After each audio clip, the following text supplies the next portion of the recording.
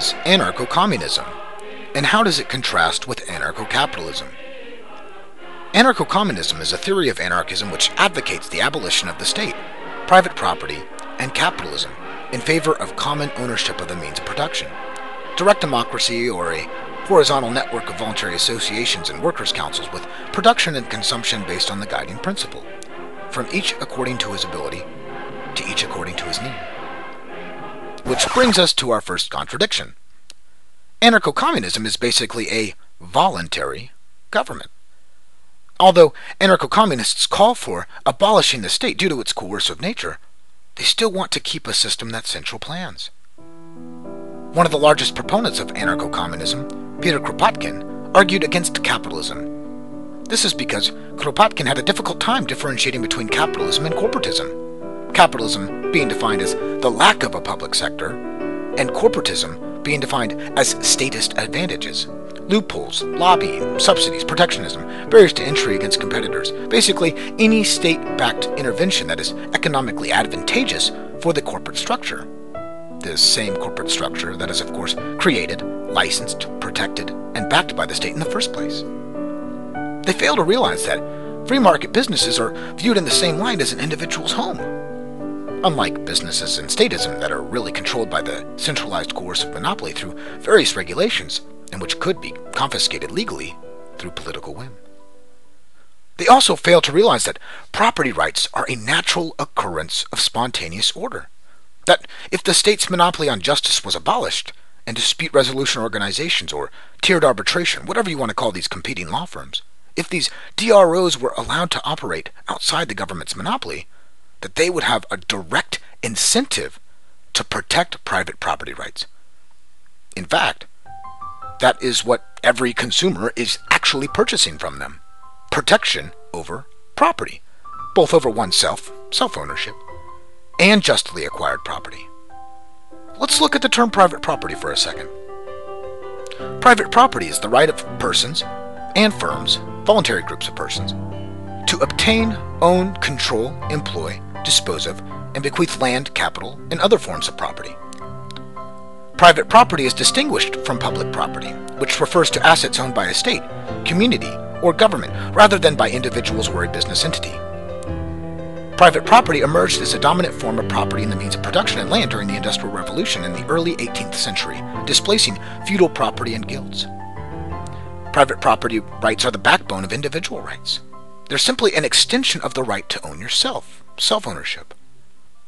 The lack of private property rights leads to collective ownership. This means that in anarcho-communism, the system would have the right to vote away your property. If someone walked on your land, you would have no rightful means of removing them from your justly acquired property.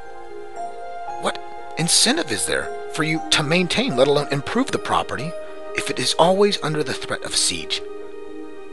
Unlike anarcho-communists, anarcho-capitalists view this intruder's actions as trespassing, a form of theft, as long as the property owner justly acquired the property through the peaceful and voluntary market. In other words, a mutual agreement from the previous rightful owner.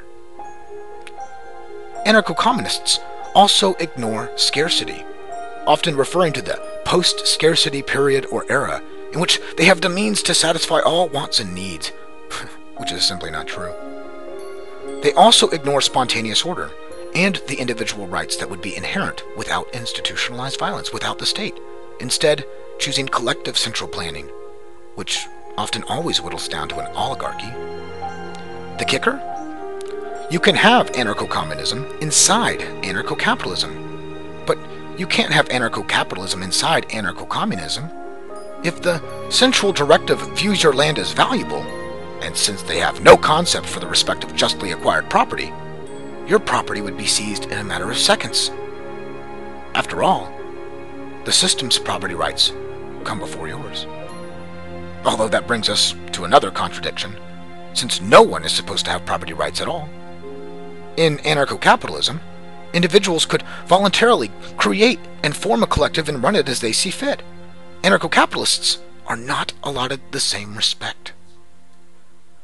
Most anarcho-communists are not anarcho-capitalists because they look down on private property. Anarcho-communists have an inherent belief that property rights only come from the state. They don't realize that the state has always been the greatest opponent of property rights, not a defender. They usually view the profit incentive system as inadequate and damaging, which I don't know what they want, losses? No, but seriously, they are central planners and want to collectively own and plan their entire economy, but without a feedback mechanism. Voting every so often is obviously not as reliable as tracking medium of exchanges, money, through the pricing mechanism where individuals put their money where their mouth is. The nice thing about anarcho-communism is supposedly all of this is supposed to be voluntary. But this is simply what a business is. They simply use the pricing mechanism to measure feedback and adjust investment or withdraw investment based on these indicators. The problem is the state's intervention, its taxation theft, its destructive and politically tainted regulation that is often prescribed by the statists, corporatists, lobbyists themselves. This is what rules society today. We are trapped to statism, to institutionalized coercion, and it's not voluntary. It is enslavement. Once you get rid of the collective's system of institutionalized violence, the monopoly control of fiat currency would vanish. The large-scale wars would be impossible, as the statist systems and their military-industrial complexes would not be able to dump the costs, not only on future generations through debt, but also through taxes and inflation in the present. No one would fuel victimless crimes, as it is a losing battle, and almost no one would write a check out of their own checkbook for thousands and thousands of dollars for impossible results. The problem is, instead of admitting the truth that central planning, especially without a money system, let alone individual rights, property rights, is an ultimate failure. They create a new voluntary government which only leads to control and protection over the collective's assets. How can this collective claim to have property rights when it won't even honor the individual choices of those inside its system? What if a person doesn't want to give up the land that they put time and sweat and labor into, the land they raised their kids on? What if this family disagrees with the collective? Obviously, the collective has gotten it wrong numerous times. Even voluntary central planning is a failure and inefficient, and it only opens the valve to coercive central planning. The free market is really just you and I and our neighbors living in society without institutionalized violence, rules without rulers. Anarcho-communists might claim they give you the right to own yourself, but they are willing to gang up on you and take back the collective's property. At least an individualist who defends his justly acquired property has a valid claim. But why should 30 men get to tyrannize another peaceful individual? Just because the other 30 people said so? Very few people would ever enter into anarcho-communist arrangements because it is predestined to fail, as the individuals in the group would inevitably seek their own goals versus the goals of the centrally planned collective. The hypocrisy that the collective can own property, but that the individual can't. The fact that they ignore division of labor and scarcity. The fact that they would abolish all currency, even voluntary currency, which is really just a peaceful medium of exchange for feedback mechanisms.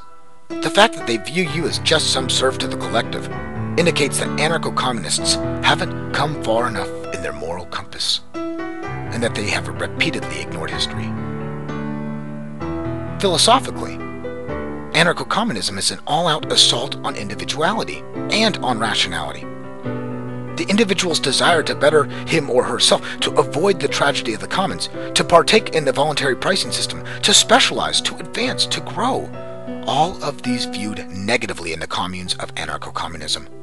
You are looked down upon for growing and learning and working faster and harder than your peers.